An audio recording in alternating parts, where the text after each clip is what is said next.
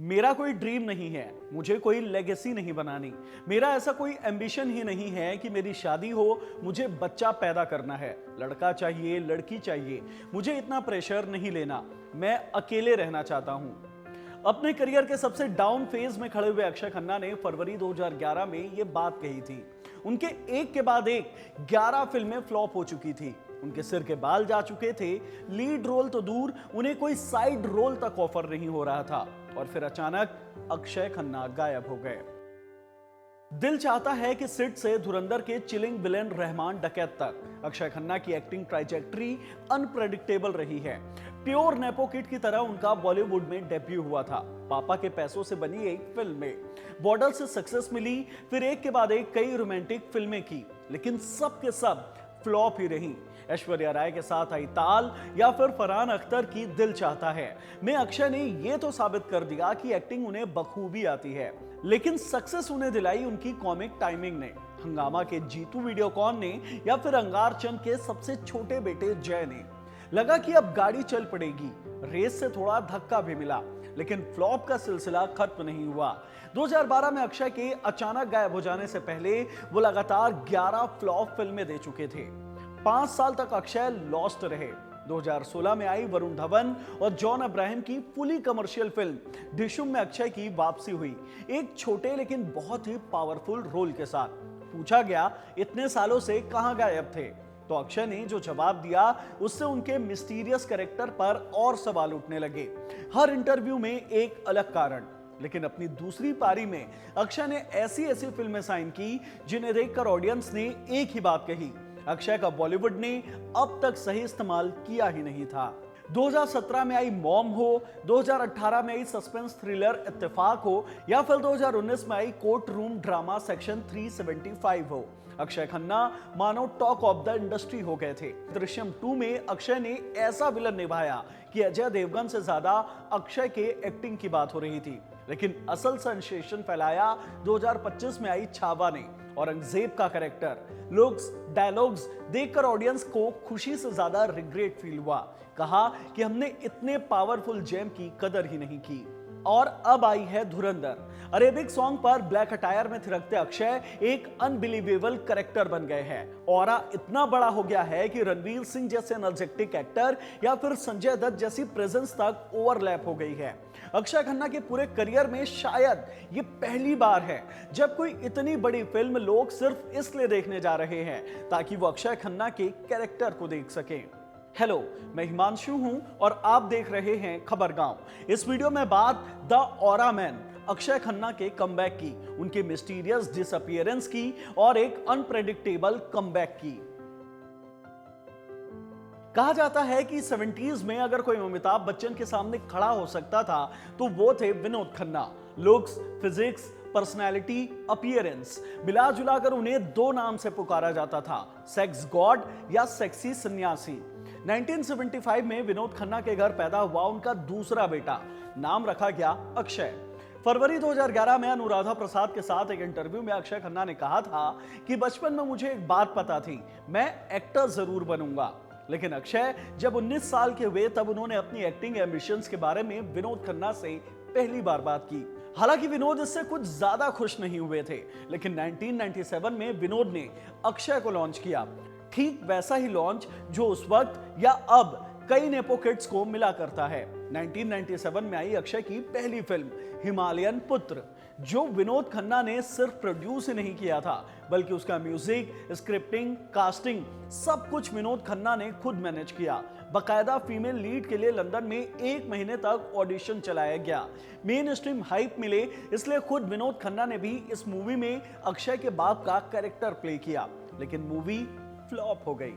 भले ही अक्षय का first launch अच्छा नहीं रहा, लेकिन 1997 में ही रिलीज हुई मल्टी स्टारर फिल्म बॉर्डर एक ब्लॉकबस्टर साबित हुई और अक्षय की चार्मिंग पर्सनैलिटी, गुड लुकिंग और रोमांटिक हीरो वाली इमेज ऑडियंस को खूब पसंद आई। लगा कि चलो बॉलीवुड को अगला रोमांटिक लीड मिल गया है, लेकिन वो कहते हैं ना, नेपो से अपॉर्चुनिटी तो मिल सकती है लेकिन ऑडियंस नहीं। 1997 में आई मोहब्बत, 1998 में आई डोली सजा के रखना, 1999 में आई आ अब लौट चले और लवारिस। ये सारी की सारी फिल्में अक्षय की रोमांटिक फिल्में थी जिन्हें वो लीड कर रहे थे, लेकिन ये सारी फिल्में फ्लॉप साबित हुई। इनिशियल दिनों में ही सुपरस्टार लॉन्चिंग और बॉर्डर से सक्सेस पाए अक्षय का करियर क्रैश होता दिखाई देने लगा।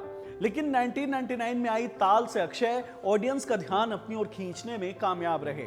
ऐश्वर्या राय के साथ उनका रोमांस लोगों को खूब पसंद आया, अच्छा कलेक्शन भी हुआ। शायद अक्षय की यही इकलौती सोलो फिल्म है जो सुपर हिट हुई थी। लेकिन फरहान अख्तर ने अक्षय खन्ना की करियर ट्रैजेक्टरी ही बदल कर रख दी।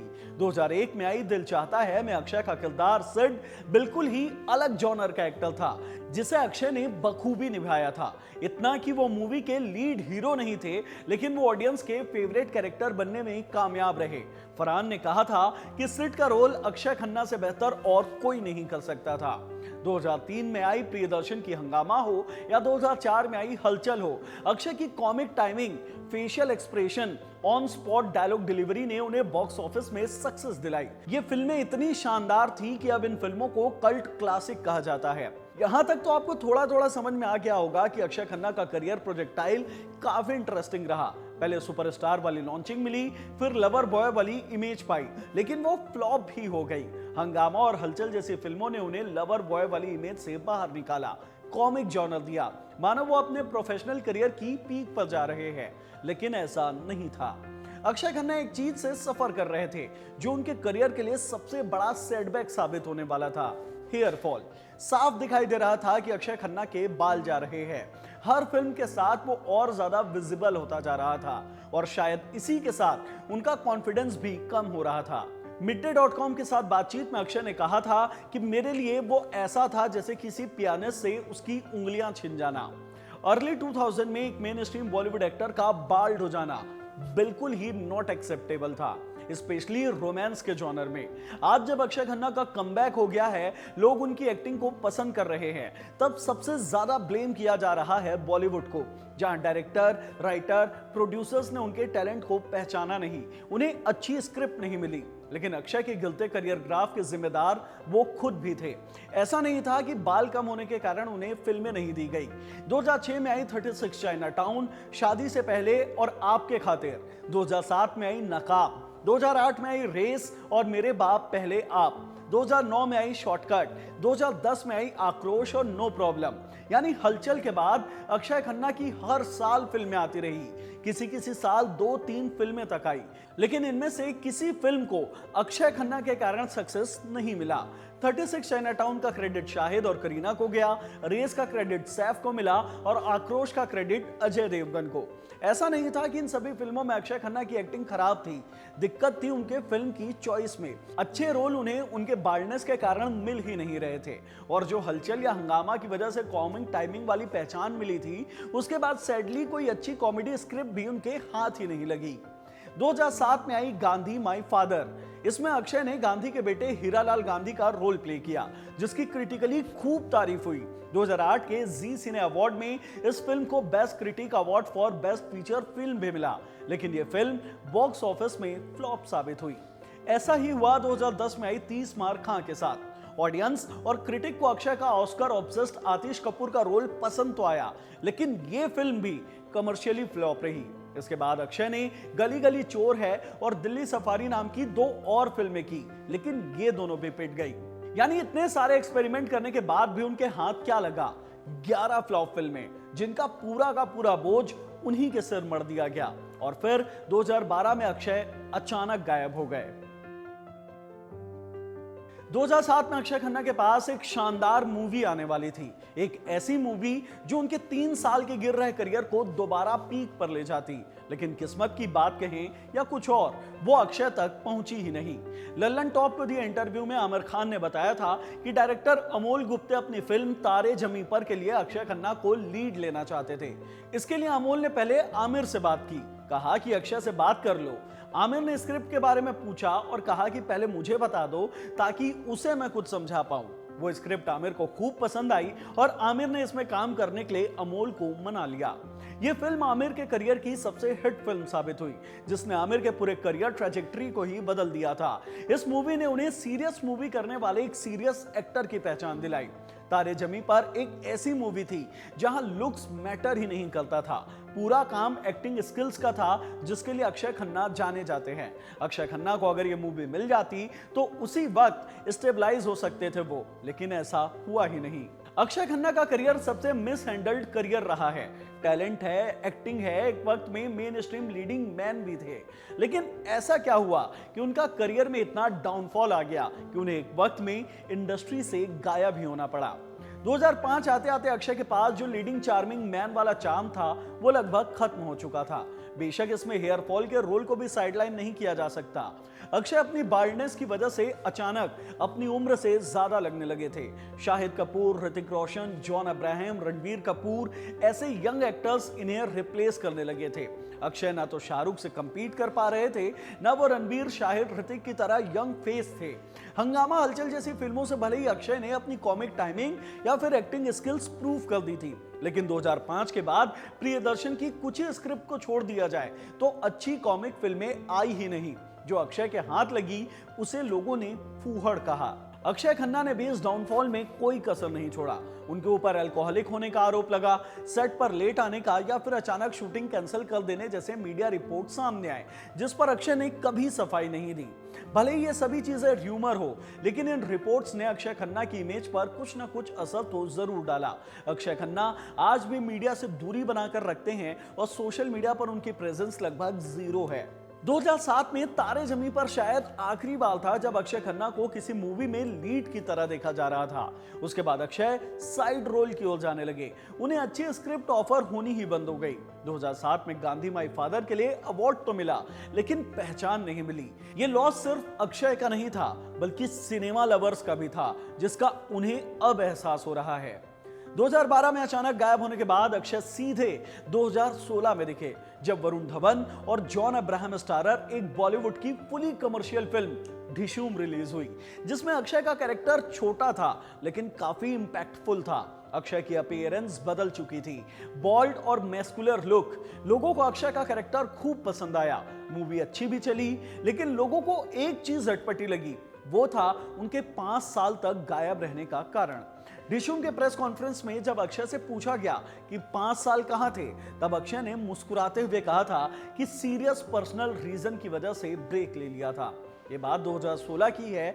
4 साल बाद 2020 में जब उनसे दोबारा इसे लेकर सवाल किया गया, तब अक्षय ने कहा उन्हें कोई अच्छी स्क्रिप्ट मिल ही नहीं रही थी, इसलिए उन्होंने लंबा ब्रेक ले लिया। दोनों दावे अलग अलग हैं। अक्षय खराब स्क्रिप्ट वाला दावा तब कर रहे थे जब उसी इंटरव्यू में उन्होंने ये भी कहा था कि मेरे लिए सबसे डिफिकल्ट टाइम वो होता है जब मैं काम ही नहीं कर रहा होता हूं।